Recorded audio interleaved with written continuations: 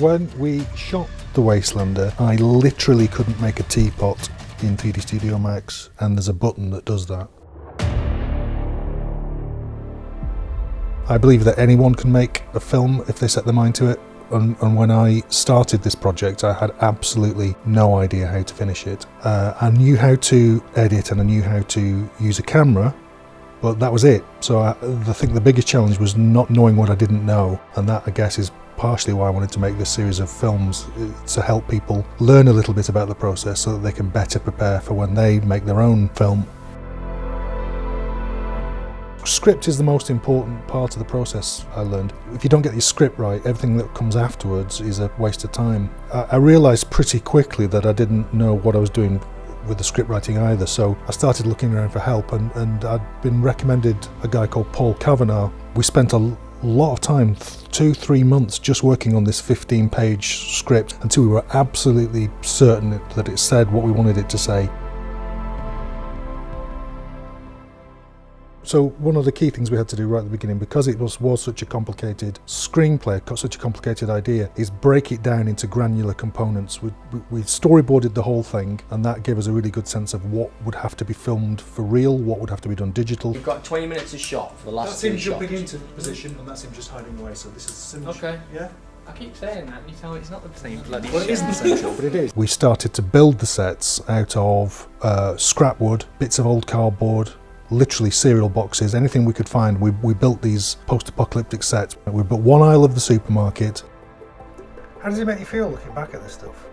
I thought this set was fantastic. It's funny, isn't it? Because in person it looked utter shit. It was because it was just cardboard and bits of old timber that we got out of a skip. But as soon as we put it on camera with a bit of smoke and light and backlit, it looked really cool. It looked apart. We built a small crashed helicopter, which sadly ended up getting cut from the entire film, and we'll look at that in film 3.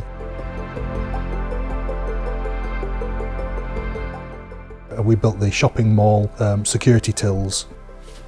Hello? Wait!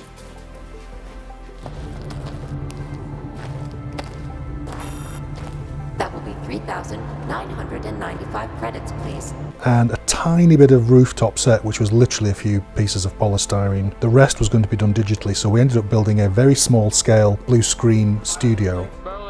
One of the other physical sets we made was the grinder set, and calling it a physical set is a bit of an exaggeration. It was a single wall with the number 23 painted on it, and then we cast a kind of a moving light on it by having a piece of cardboard attached to a broom, which we twirled in front of a light to get this kind of sweeping light in front of Paul's face.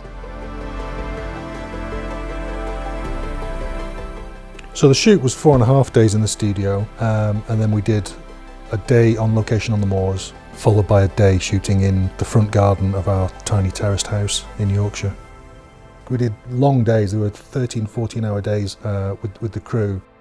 I mean, just an amazing crew that we had, really. We were lucky. We were very lucky, and the crew for sure knew more about filmmaking than I did.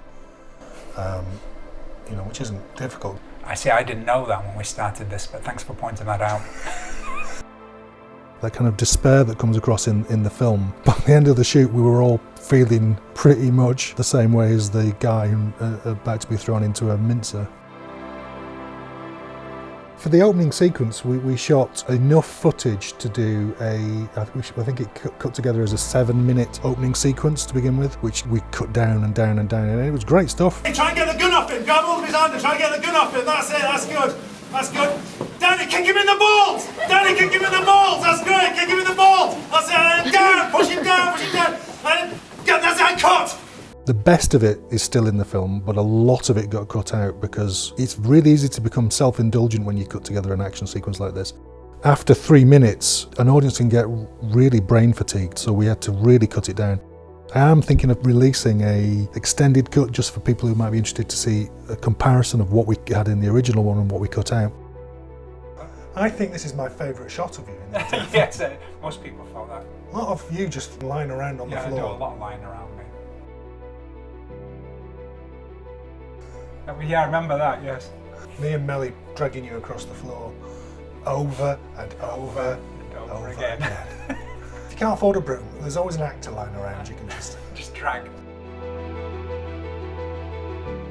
I would say the biggest advice I could give is don't try and do everything yourself. The temptation is to want to do it all yourself, to want to control everything, and to want to be the writer, director, producer. I wanted to do all of those things, and I learned the hard way that you can't do it all on your own. To do something as ambitious as the Wastelander, you need more than one person working on it, but most importantly, know your limits and know what you're good at and know what you're not good at, and be willing to let go of certain things. The second film in the series is going to be a very broad overview of the visual effects, some of the key learnings that we got from the process, and some of the things we'd like other people to kind of take into their projects. I think my final piece of advice is be overly ambitious. The technology is there now that you can do almost anything, and you can, if you're willing to put in the time and learn it, you can do it. Do the project that you think is possibly impossible. Do the project that other people think is impossible. If you can see it in your mind, if you can visualize it, you can do it.